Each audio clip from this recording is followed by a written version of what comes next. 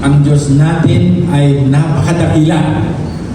There is nothing impossible to Him. Kung meron ka mang sakit, diba? There is God in heaven. Amen?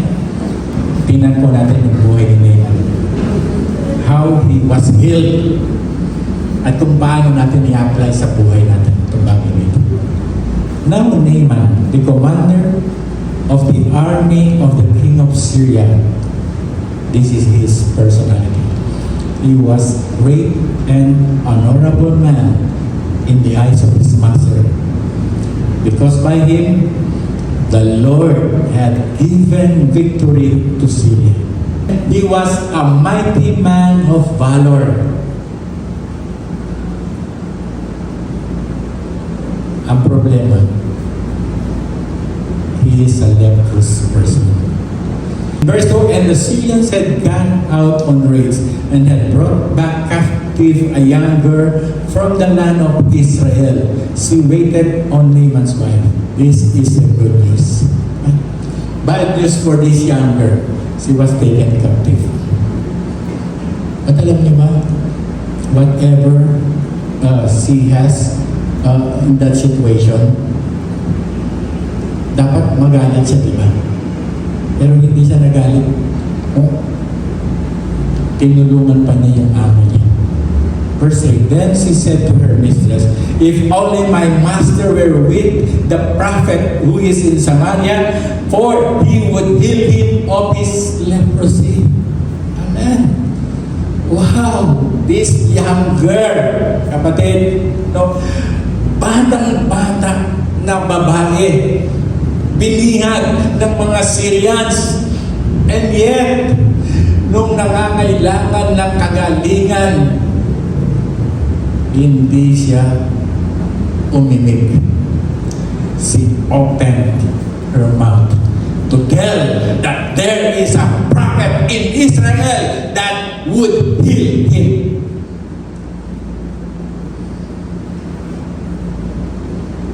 Merong propeta sa Samaria. Gagaling ang amo ko.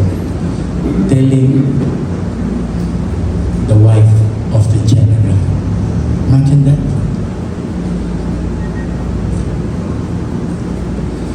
Hindi ba dapat magalit siya? I am taken captive as young as I am. Dinala ako ng mga taga-Syria nito. Will see not revenge. Hindi ba siya gaganti? Pabayaan na lang niya, dapat matuwa siya, yung amo niya may keto, bakit sa'yo? Kasi binigyan mo ako. Pero hindi, di ba? Ang ganda ng ginawa niya. There is a prophet in Samaria that would heal my master. Sabihin mo sa kanya. Ganon. Ang balita, nung isang batang bihag, naniwala yung asawa ni Naaman. At yung asawa ni Naaman, sinabi niya agad sa kanyang asawa. Anong sabi sa 4? And Naaman went in and told his master. Hallelujah. Imagine that the message of this young girl nakarating hanggang sa hari. And Naaman went in and told his king Ben-Hadad II, saying, thus and thus said the girl who is from the land of Israel, Master, my king, there is a good news. There is a girl in my house, my servant, telling me that I will be healed from the land of Israel. Yung good news palang ganyan. Hanggang sa hari nakakarating. Dahil this woman, this young girl, is not afraid to tell the prophet, the God of Israel. Kilala niya yung Diyos niya. Amen? Kilala niya yung propeta niya. Di ba kilala din natin ang Panginoon? Would we be silent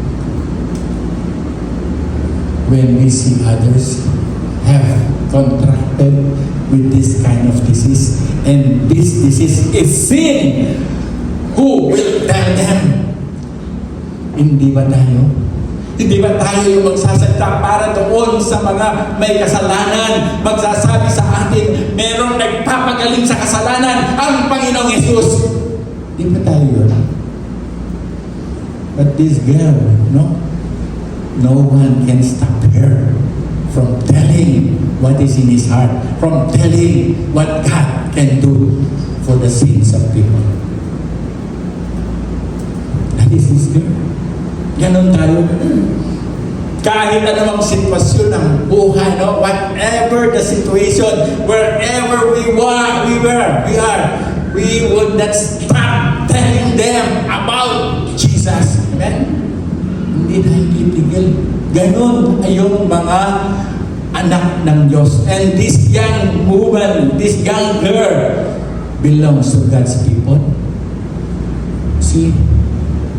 That is our point number 1. And this is our point number 1. God expects from us to faithfully serve Him wherever we are and whatever the circumstances. Amen? This is the situation. Hindi dahil ginawa kang alipin, you cannot do anymore.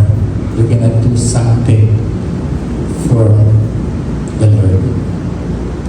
Hindi ako makapaglingkod kay Lord kasi mahirap lang ako eh. Alila lang ako, ampun lang ako. Ganun ang sitwasyon namin. Hindi ako makapag-share ng gospel kasi hindi ako babastusin lang ako ng mga tao. Hindi yung honor yung sasabihin ko. Kapatid, ngayong oras nito, God is telling us, even a young girl can be used by the Lord. Kahit bata ka pa, pwede kang gamitin ni Lord. How much more if we are matured in the Lord? Amen?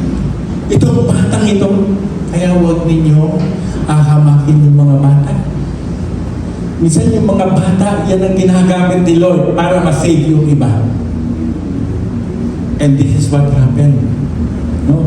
Naaman was healed because of this young girl telling that there is a prophet in Israel, a God's servant who can heal his leprosy.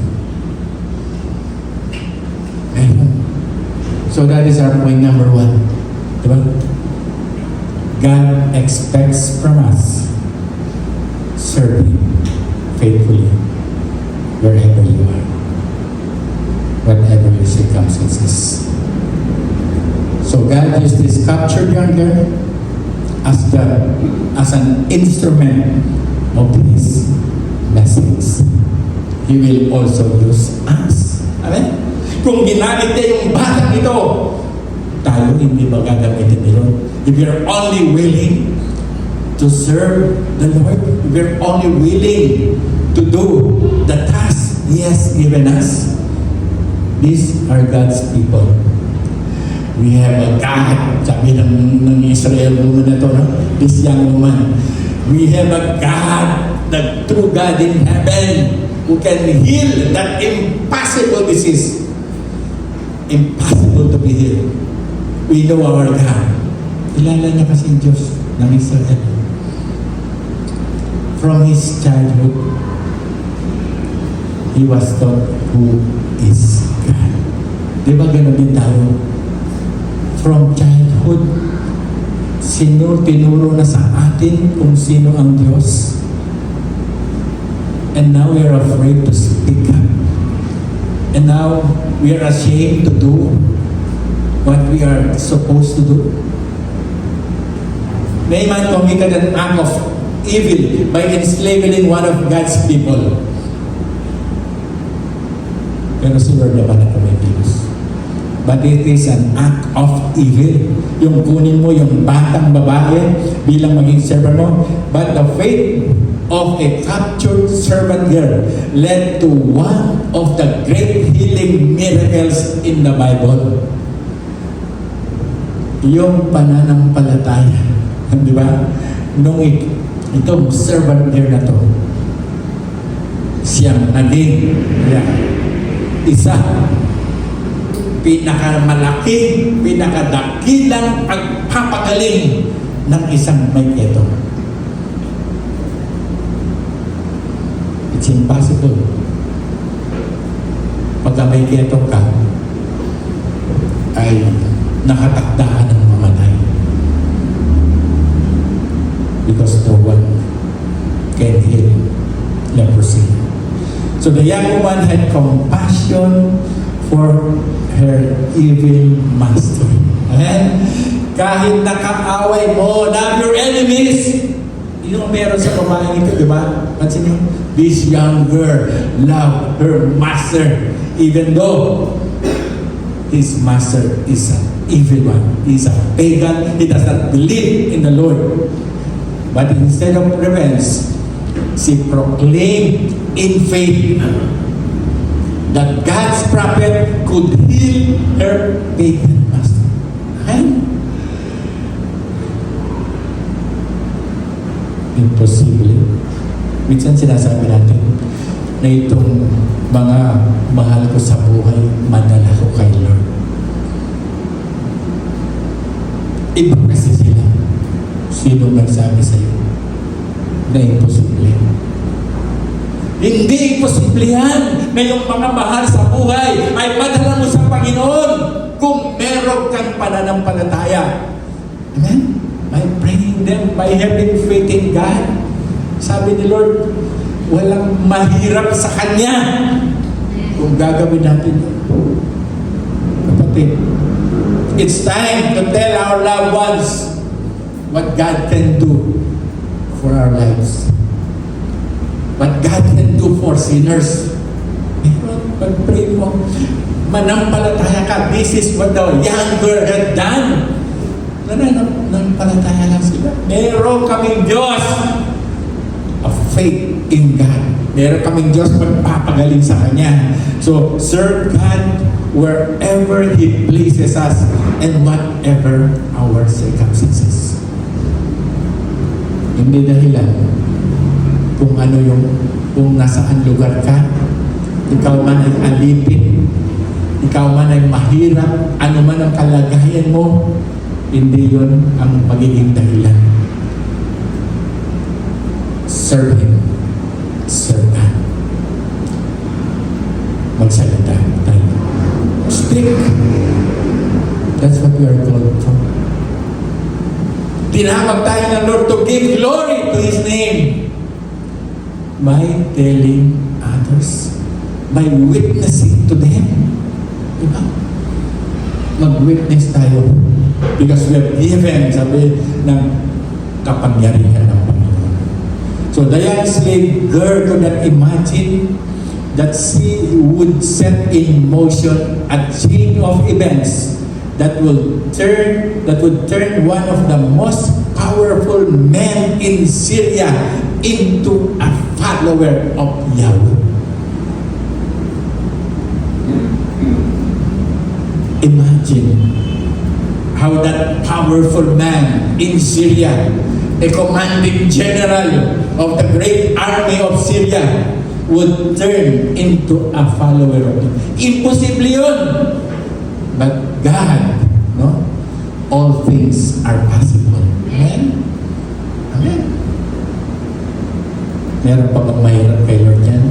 Meron kang matinding karamdaman? Meron kang problema sa iyong mahal sa buhay, hindi pa sila ligtas? Then, it's time to speak up to them. Have faith in the Lord our God. Magsalita ka. Open your mouth. Kasama mo naman si Lord. We have God. We have the Holy Spirit. You have received power from the Holy Spirit. Every one of us. And you shall receive power. Amen? And you shall be witnesses unto me in Jerusalem. Ibig sabihin, sa bahay natin, sa family natin, in Judea and Samaria, sa mga katabing pook natin, and unto all parts of the earth. We have that power. Hindi mo ba gagamitin yan? The power of the Holy Spirit that is in us, working in our lives, and this girl had that. Ginamit niya. So walang mahirap kay Lord. Our point number 2, it is in verse 5 to 8. It says that, then the king of Syria said, go now and I will send a letter to the king of Israel.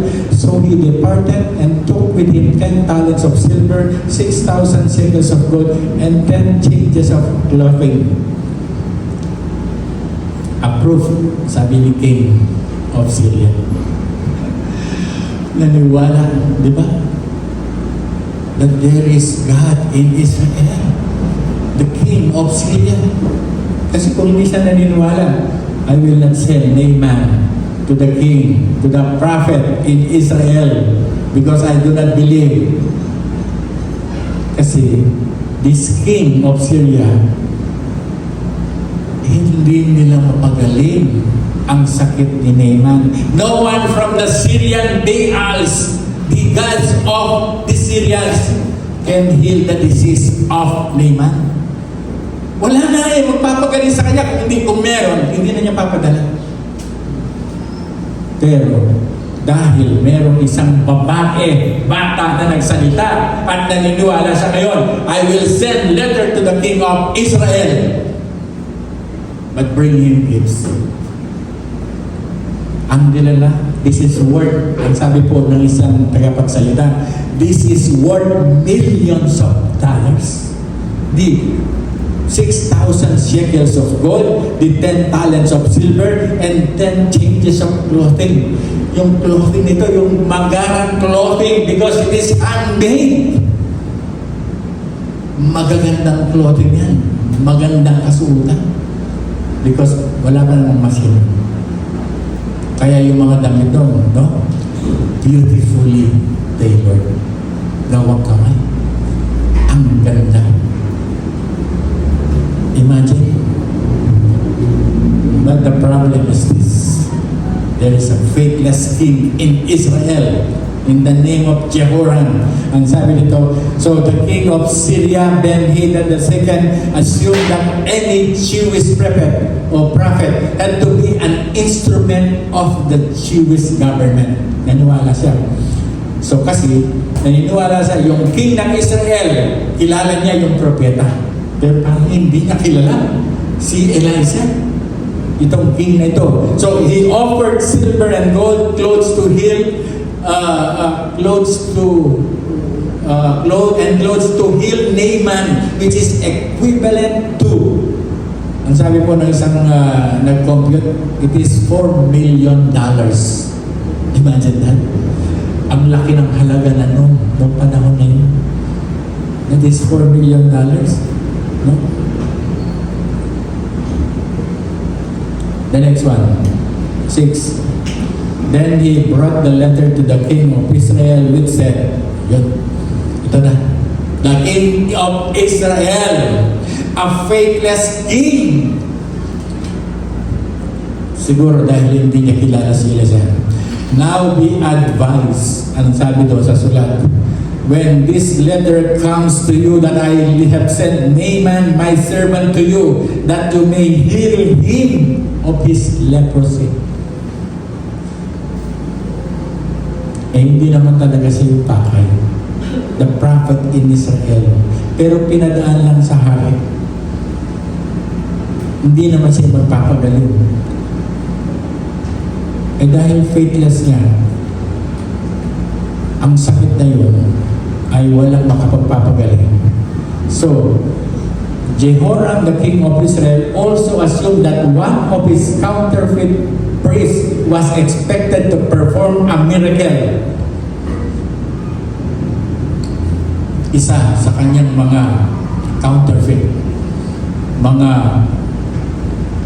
peke, peking mga priest. But, itong naalala niya, He remembered that his priests never performed a miracle. He knew that they could not heal Naaman for any amount of money. O ibig sabihin talagang hindi niya kilala itong si Elisha. Itong mga kanyang mga priest, mga prophets niya, hindi naman nakapagpapagaling kahit kailan. Wala silang pinagaling na may ketong. So, wala naman sa magagawa. No amount of money cannot help you. Sayang yung pera. Di ba? Sana siya makatanggap. And in verse 7, it happened when the king of Israel read the letter that he tore his clothes and said, "Am I God to kill and make alive?" Ako ba ay Diyos na kayang pumatay at bumuhay? That this man sends a man to me to heal him of his leprosy. Pinadala niya itong taong ito upang pagalingin sa kanyang ketong. Sino makagagawa nun? Wala. So, therefore, please consider and see how he seeks a quarrel with me. Naghahanap lamang ito ng away. Gusto lamang niya makipaggera sa akin, sa amin. And you know that during those times, Israel was under the control of Syria. Takot siya. Kasi laging nagtatagumpay yung Syria laban sa kanila. Hindi sila makapanalo sa kalaban nilang Syria. Because they have an evil king. Does not believe in the Lord. Hindi siya naniniwala. So this is a faithless king. Ano bang gusto ni Lord sa atin? Na ina-expect niya sa atin. Maging kagaya tayo ng aling ito na hindi siya naniniwala na mapapagaling niya yung ketong na ito. Ganun ba tayo? Itong aking sinisira ng Word of God, hindi ito maliligtas kasi ang tikas ng puso niya kahit anong sabihin ko, hindi siya maniwala sa akin. Ganun ba tayo? This is a faithless king. We have to have faith. Di ba? Kung wala tayong faith, it is impossible to please God. Pag wala pala ng palataya, mapiplease mo pa si Lord? Kung sinasabi mo pala, Lord, imposible, wala na. Tapos na laban. Yun na yung faith mo eh. Walang magagawa si Lord eh. Pati meron magagawa si Lord. No. So God expects us, no? Does Jehoram assume that a faith healing would be a cause for a new war? He therefore ripped his clothes as a sign of distress. Wala akong magagawa. Kaya pinunit na niya yung damit niya. So, in verse 8, at sabi, so it was when Elisha, the man of God, heard that the king of Israel had torn his clothes that he sent to the king saying, alis ko si Elisha.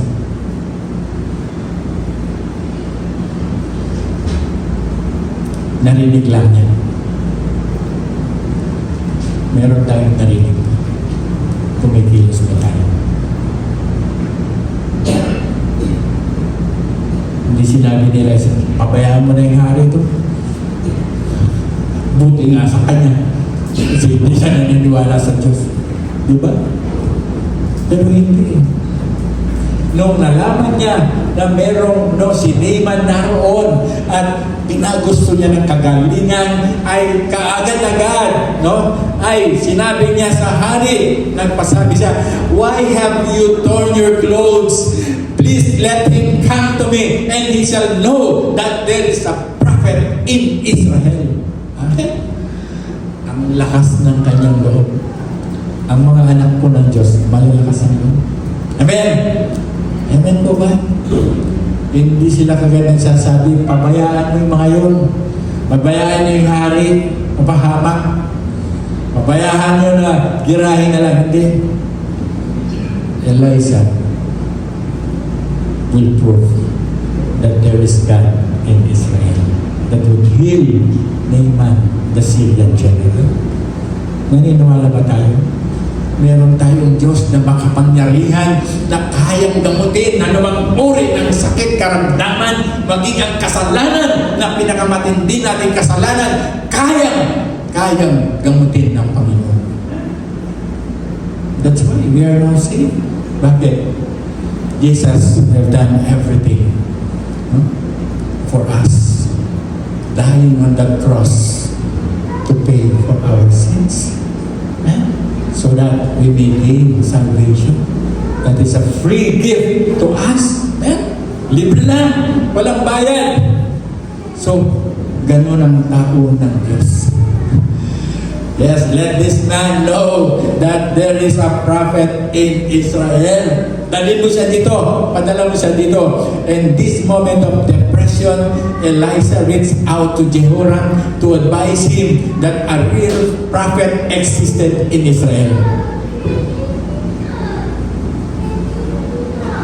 Anong ibig sabihin? Huwag kang mananahimik. Kung meron kang may tutulong, meron kang magagawa, so that the name of the Lord will be glorified. Gawin mo na ngayon. Do now what we are supposed to do. Huwag ka nang maghintay na merong masamang mangyari. This is what the prophet had done. Kagagad kumilos siya.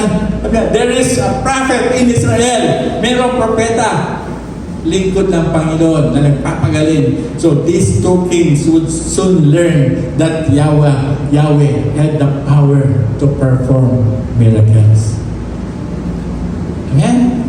Itong dalawang hari ito, yan, nasaksihan nila na ang Diyos meron ng kapangyarihan upang gumawa ng milagro. Bakit? Because of this young girl faith. Because of the faith of this young girl. Imagine that. Ayaw niyo bang maging instrument tayo ng kaligtasan ng iba, ng kagalingan ng iba? Ayaw niyo ba nun? Instrumento tayo, just like this young girl, just like this prophet of the Lord. Naging instrumento sila upang ang pinaka-imposibleng bagay ay magagawa nila ng paraan, sapagkat meron silang Diyos na sinasampalatayanan. Would we like to be sidelined? Na walang ginagawa for the advancement of the kingdom of God, for the salvation of souls? Gusto ba natin yun? Wala tayong part? Wala tayong ginawa? No. As God's people, we will not allow that thing to happen to us. Hindi natin dapat maging katulad tayo ng babae ito. Maging katulad tayo ng propeta ng Diyos. Hindi sila mananahimik. Amen? Magsasalita sila. Because they believe, they have faith in the Lord their God. Meron silang faith. So, Jehoram was simply relieved from that. This was no longer his problem, but showed no appreciation.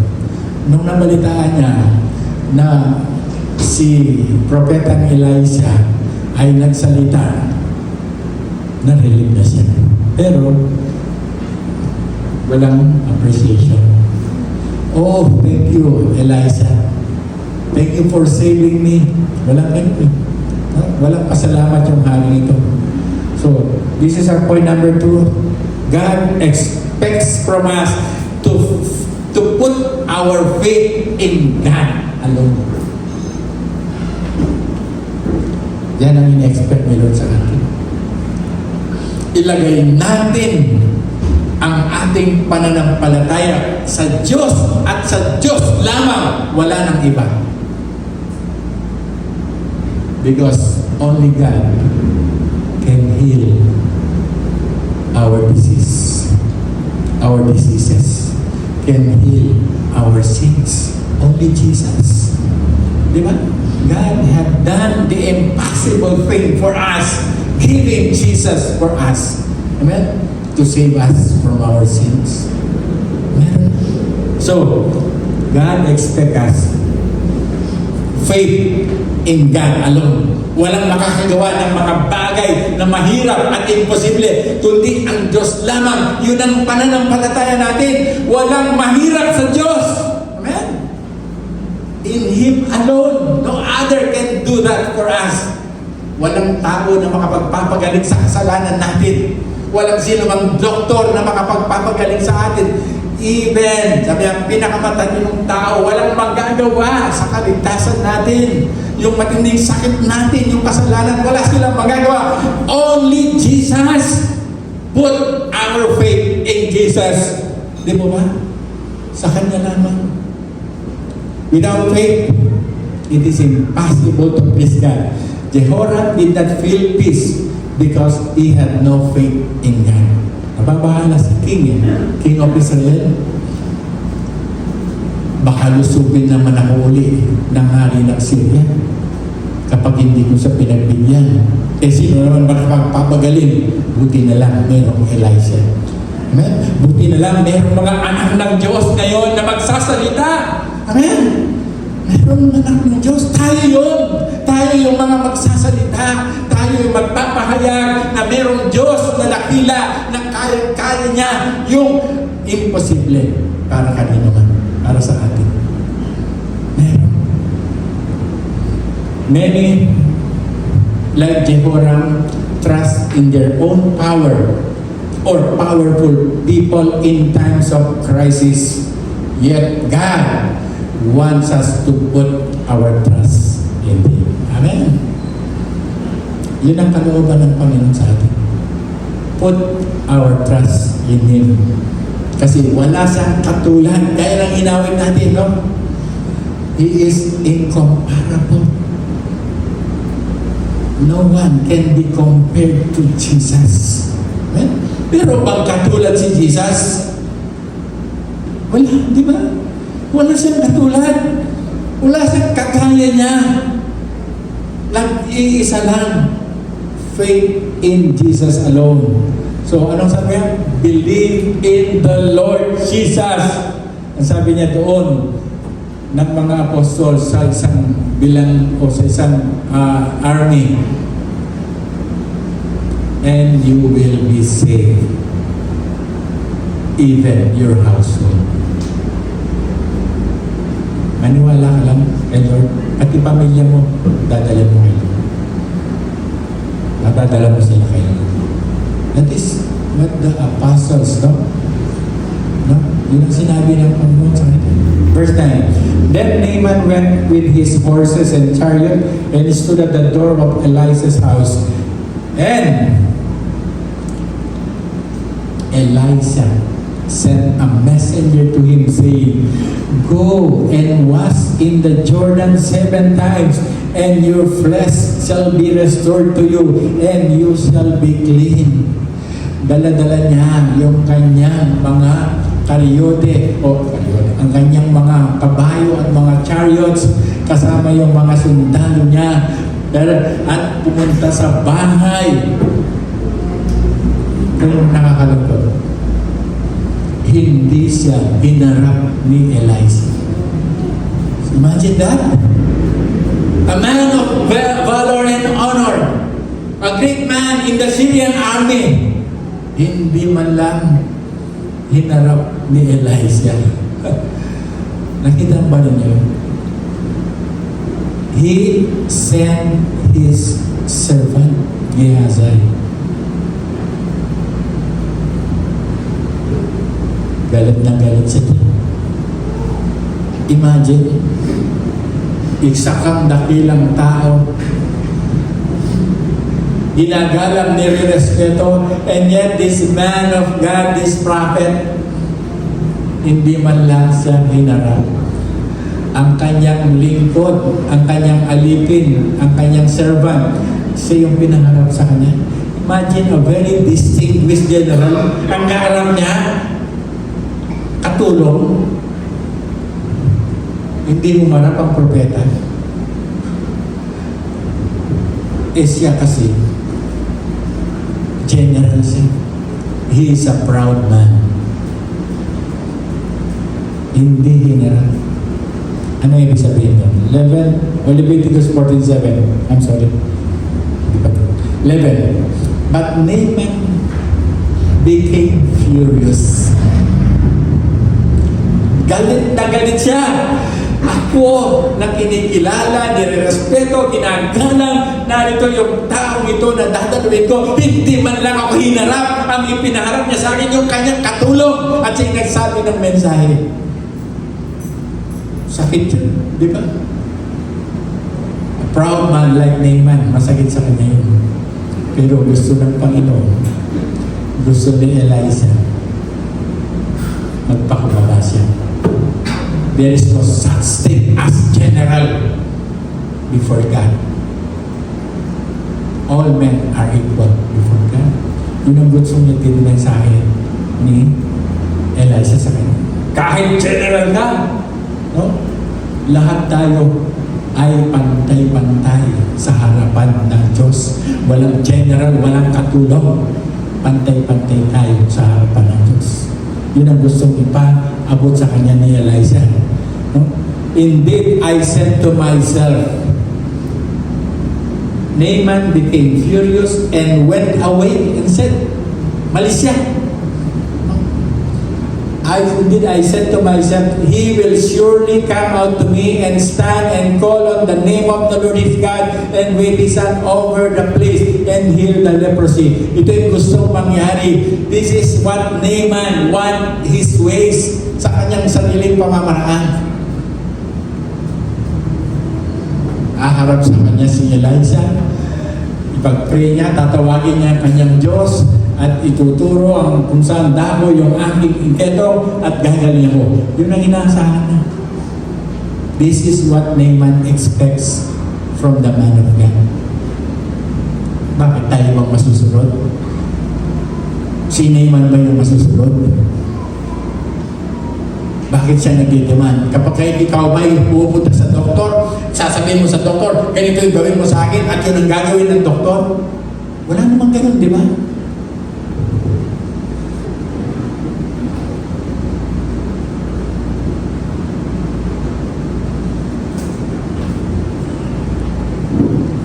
Walang pupunta sa doktor, marunong pa sa doktor. Nakita natin.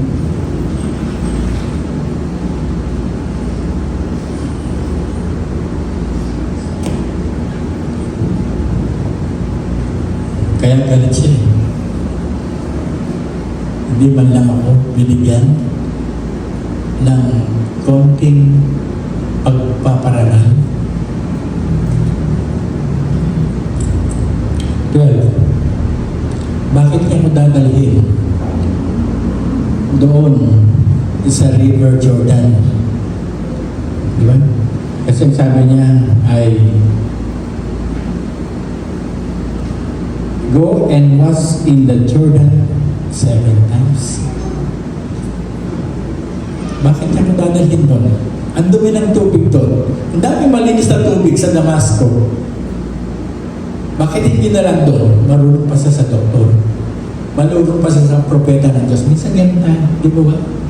Mas marunong pa tayo minsan. Yung mahirap, yung simple, ginagawa natin minsan mahirap.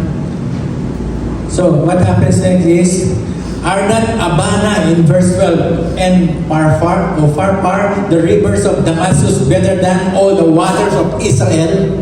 Ang dumi-dumi ng tubig na yan eh. Just like the picture na nakita natin. Ang dumi-dumi niyan. Tapos doon ako maghuhugas ng 7 beses. Di ba mas maganda doon sa mas malinis na tubig na at doon ako maghuhugas? Yun ang gusto niyang mangyari. Could I do not wash in them and be clean? So he turned and went away in rage. Umalis na siya. Galit na galit siya. What could we learn from this? Verse 9 to 12. God expects us to walk with humility before Him. A proud person, hindi siya tatanggapin ng Panginoon. God wants humbleness, humility. Kailangan ang paglakad natin ay merong kapakubbaban. Hindi natin tinitinan kung sino tayo. To si Naaman, he's very proud. I am a Syrian general. I am the commander of the armed forces of Syria. Then, dapat bigyan din ako ng pagpaparangal. Dapat harapin ako ng taong ito. Hindi yung katulong niya yung haharap sa akin. At bakit niya sinasabi na maghugas ako sa River Jordan? Ang dami namang malinis na tubig sa Damascus. Ang sabi niya, ang gusto niya, yun ang masunod. Minsan ganun ang gusto natin, di ba? We're very proud sometimes. Ayaw natin ibaba ang sarili natin. Ganun si Naaman. So out of pride, Naaman rejects Elisa's offer to cure him. So as a non-believer, God gave Naaman an incredible opportunity to be healed. Non-believer siya, pagan siya. Hindi man siya dapat makalapit, makahingi. Gaya ng isang babae, yung kanyang anak may sakit, demon possessed, hindi man siya pwede. I have come to my people, ang sabi ng Panginoong Jesus.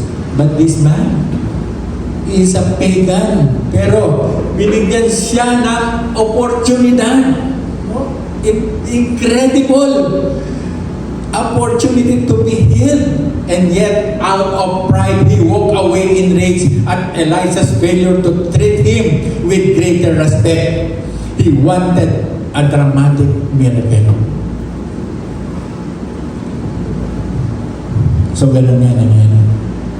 Nabigyan ng chance, pero gusto niya siyang masunod kung paano siya gagaling.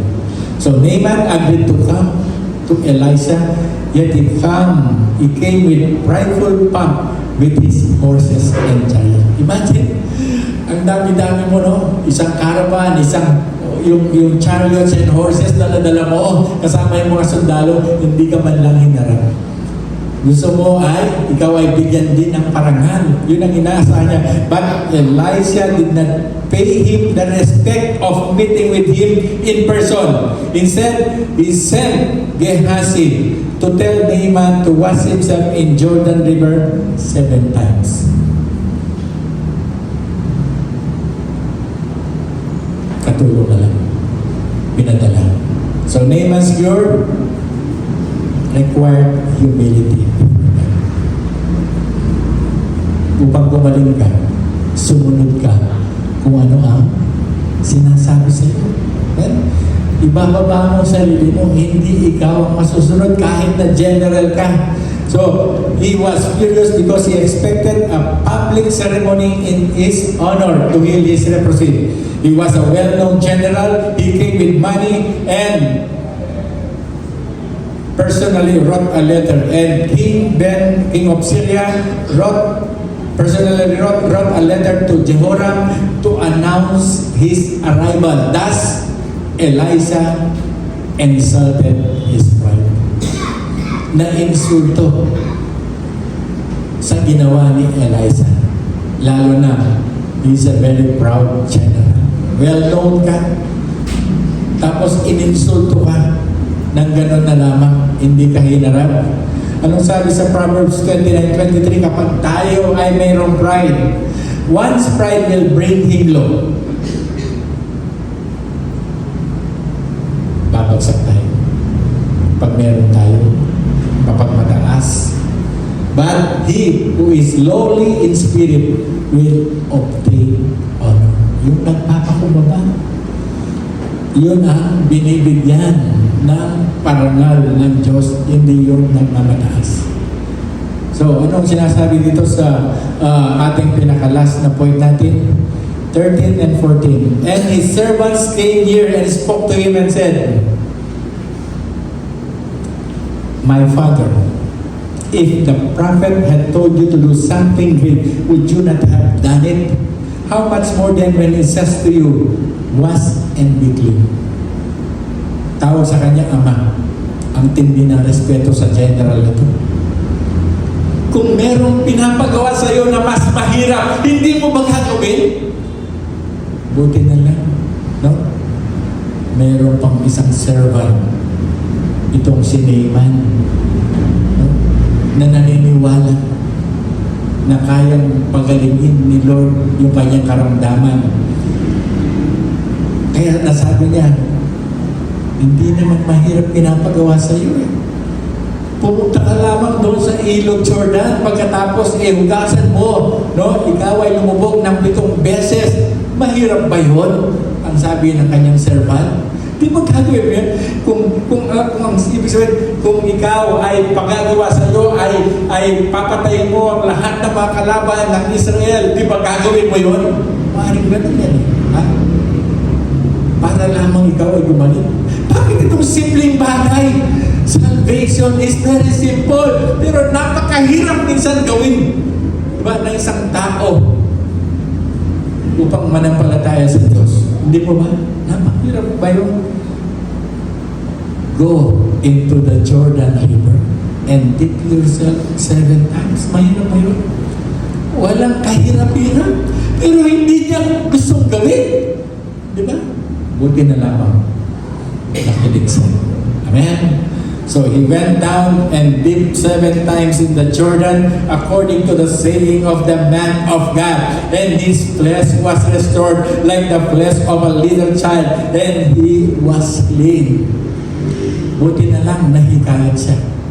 Buti na lang nagpakumbaba siya. Buti na lang binaba niya yung pride niya. Ganon din naman yung tao.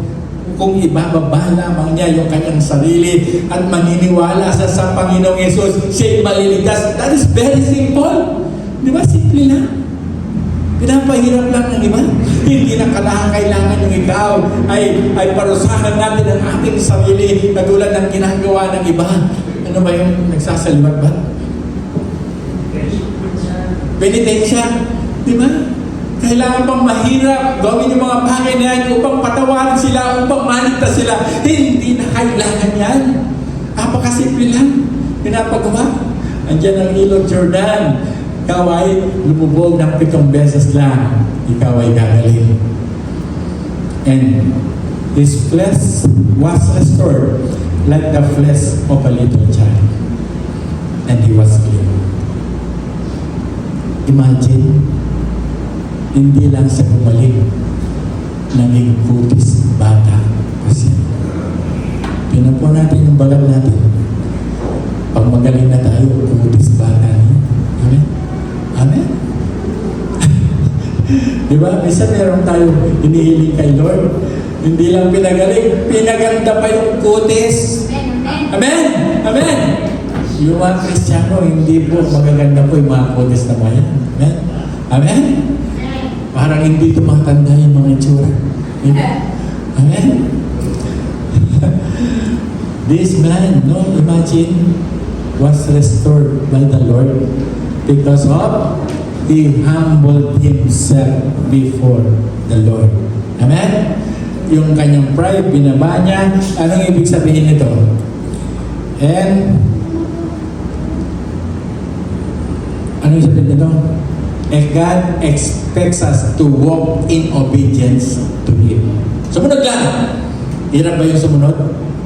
Sundin mo lang ang sinasabi ng Panginoon. Ang sabi ng Panginoon sa kanya, pinapasabi kay Elijah, pumunta ka lang sa Jordan, maghugas ka ng 7 beses, ikaw ay gagaling. Ang hirap ba yun? Believe on the Lord Jesus Christ and you will be saved in your household. Mahirap ba yun?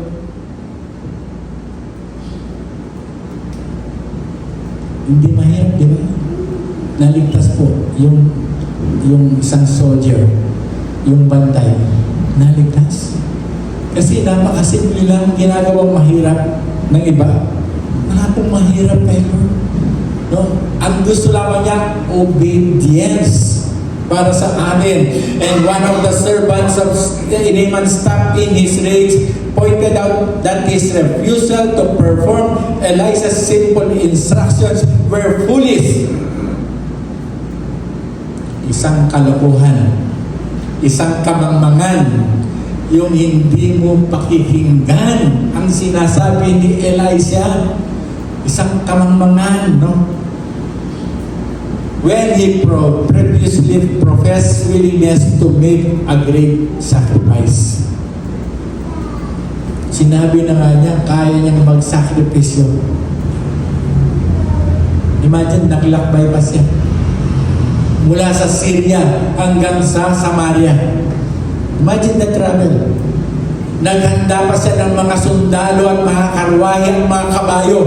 Imagine yung ginawa niya yan. Para alam niya, gagaling siya. Naniniwala siya na gagaling siya. Pero dahil may pride siya, yung simple instruction, hindi niya gagawin. Di ba mas mahirap tayo pumunta ka sa bahay ng propeta? Hinahanap mo pa siya.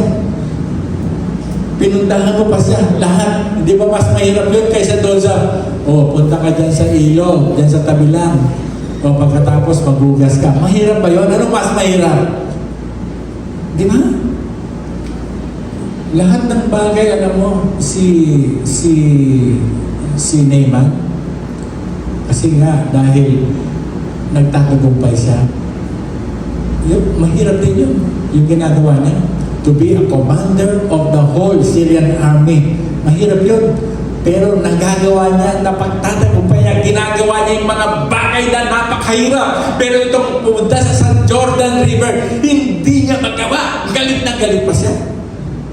Imagine that. Yung minsan tinang, ano ho? Ang dali-dali na sinasabi, hindi mo magawa. Minsan tanong ng salvation. Di ba? Ang dali lang, hindi magawa ng ibang tao. Thank you sa ating naging madali lang when we have heard that Jesus is giving a free gift. Doon, a free gift, libre na lang, hindi mo pa tatanggapin. Di ba? For the wages of sin is death, but the gift of God is eternal life through Jesus Christ our Lord. Mahirap ba yun? Tanggapin mo na lang si Jesus. Amen? Yung free gift na. Kung sa atin na kahit anong regalo, tinatanggap natin, di ba? Kahit na yung magkanong halaga niyan, tuwang-tuwa tayo. Di ba? It was given to us. Diba? Hindi natin minamalit anumang gift na dumating sa atin. Di ba? Hindi natin minamalit yan. Tatanggapin mo yan. But why not the gift of God? It is very hard for a person to receive a free gift from the Lord. Ang hirap, di ba? Ganun si Naaman. Ano kailangan? Obedience lang. Amen? Obedience. Sabi na, believe in the Lord and you will be saved. Ganun lang kasi. Maniwala ka lang sa Kanya. So, Naaman's journey began after he listened to a humble servant, this young girl. Doon nag-umpisa yung journey niya. Thank you for that young girl. Thank you for all God's people who are using you today to bring people together. Amen? Lahat tayo na nagdadala ng mensahe. So his journey ended when he listened to a second humble servant. One of his servants. Nakinig siya. Lord, Master, Father, di naman mahirap din bakit di mo gawin? Mayroong nagsalita. Di ba? Tayo rin, magsasalita tayo. Kapag ayaw ng tao, hindi mo na ba siya sasabihan ulit? Katulad ng servant na ito, ano sabi niya? Lord, di ba, Master, Father, di naman mahirap pinapagawa sa iyo, di ba? Kung mayroong mahirap na papagawa, gagawin mo. Ito pa kahit simple lang. Mayroong isang second humble servant. Tayo, yung second humble, hindi natin papayagan yung ating leader ay mapapahamak, yung general nila mapapahamak at hindi nagagaling. Hindi sila papayag. They will come home victorious because Naaman was it. Amen? Ganun tayo. We will come home. No? Amen? Victorious tayo dahil hindi tayo titigil. No, we will not stop proclaiming Jesus to them. Amen? Because we believe God will save them. Amen? Because of our faith and because we are obedient to Him. So even though the Abana and the far rivers may have been better rivers, it was God's power and not the river itself that would heal. Amen. Hindi naman yung Jordan ang nagpapagaling eh. It is the power of God. Amen? Amen. Hindi naman ang nagpapagaling. Hindi naman yung river eh. So once Naaman learned to submit and obey God's word, God restored him. Amen? Kapag natuto na si Naaman na mag-submit at obey, yan, God restored him. Praise be the name of the Lord. Amen? Ito yung ina-expect sa atin ng Panginoon. Moreover, God went behind simply removing his leprosy. Instead, He gave him the youthful skin of a young man. Imagine kung 40 or 50 na siya, yung kutis niya, naging kutis bata. A youthful skin. See what the Lord can do for us. Merong mahirap na bagay na hindi mahirap sa Diyos. Sa verse 15, this is the conclusion of Naaman. Then he returned to the man of God. Pagkarap siyang bumalik, he and all his company, and he came and stood before him, and he said, ngayon hinarap na siya ni Elisha. Bakit? No? Kasi nga siya ay sumunod sa Diyos. Amen? Nagpakumbaba siya. And sabi niya sa the man of God, behold, I know that there is no God in all the earth but in Israel. Amen. The God of Israel is the same God we believe. The Son of God is the same Jesus that we're hearing, that will save our souls, that will heal our disease. Amen. So, our conclusion, we are all lepers before God. We are all sinners. Our sin is incurable and only God can heal this incurable disease.